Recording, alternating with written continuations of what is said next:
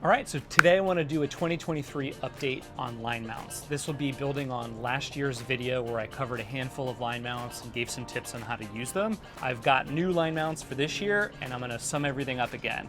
For those of you who don't know, line mounts are just the quickest way to get footage of yourself. It lets you put a GoPro in the lines of your kite, film yourself. It's good for coaching, it's good for progressing and figuring out how you're riding.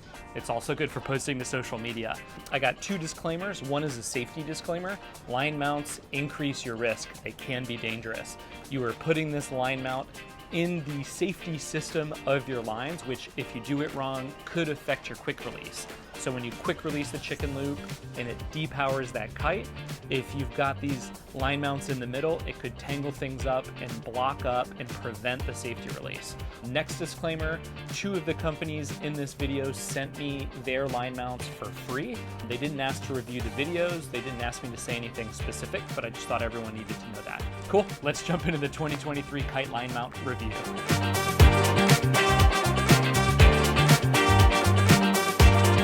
Let's start with a quick take. For those of you that don't want to watch the whole video, the survivor this year was the Kite line mount. It wasn't perfect. There were some things I didn't like about it, but it's a contender and it's an option. And then the most innovative mount goes to the Noire matter with the quick release. Stick around, I'm going to get into all of the details of why there was no clear winner, what the pros and cons of each one were. Great, let's start with my criteria for what makes a good line mount. First, the weight.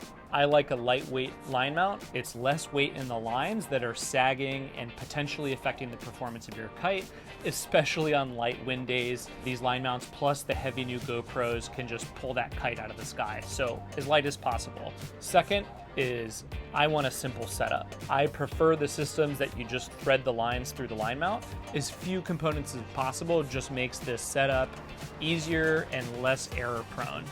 Next, obviously they've got to be durable. I've cracked a bunch of line mounts already. Last, it's got to fit a GoPro float. If the line mount cracks or if it falls out of the lines, which has never happened to me, I put a float on my GoPro, so hopefully I can recover the device later.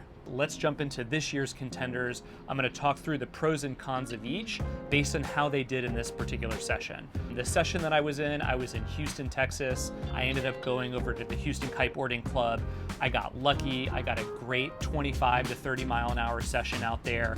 I broke my board. Houston Kiteboarding loaned me a board to ride, and frankly had one of the best sessions of this year. Starting with the first contender, we have J-Mounts. These guys are out of the Netherlands. They were nice enough to send me a free copy over. And let's jump right in with the pros. First, it's lightweight.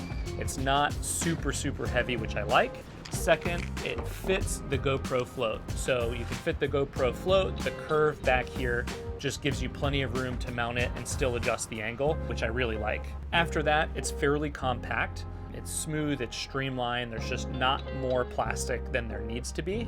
And last, it's easy to set up. All you have to do is thread the lines through these little cleats on the side. One of them is tighter, and so one of them will be the lock side, and the other is a little bit looser, so that line will slide so that your safety release works. Cool, let's get into the cons of this mount. So hopefully you can see there is a missing side here. In that one session, I cracked this mount. I can't tell if I mounted it wrong. I'm open to there being some user error here, but it didn't survive the first session, which I don't love. So that's the J mount. All right, so I'm gonna take this from the top. Next is the Noire matter. This was the one I was most excited to test out. They sent me over this one for free.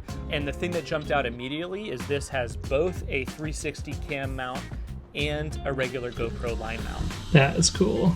The next pro is this quick release that they have on the 360 mount. You don't need to use a screw. Here you can just hit the switch, slide the GoPro in, let go of the switch, it pops in and locks out. There's a little bit of play, but I think for the 360 cams that have really good stabilization, you're not gonna notice. After that, it's light. I really like that. It's streamlined. There's no extra space for lines to get tangled or hooked on over here. Cool, and so that's it for the pros, really innovative design. In terms of the cons, I think there's one slight con is how slim and streamlined it is. It's just a bit snug to be able to fit this GoPro float in here. I think you could just kind of cram it down with your hands and then tighten the screw that hopefully keeps it in place. I didn't want to test my luck, so I actually just went on the first session without the GoPro float. Maybe that's additional risk, that's up to you. And then the next con is this one also broke in that same session. It's important to note that neither failed, so they didn't fall out of the kite.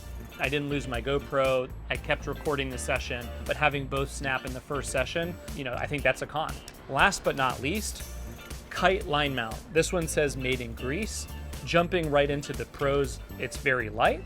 Second, it's durable. I think this extra cross beam here gives it more support. It is the only one of these three from 2023 that survived this particular session. It is rounded, it is fairly compact, and so it meets a lot of those criteria. And it also fits the GoPro with the float, which I like. The last pro is that the lock line was the sturdiest of all of the lock lines I've seen. I don't know if that matters. The other ones you can kind of still pull and slide the mount on the line. This lock, once it's locked, it's literally not moving. So I think that means that you just won't get any play in where the mount is on your lines while you're out there riding. In terms of the cons, the first con is just the complexity of the shims and the clips. I like a simpler setup, but this one worked.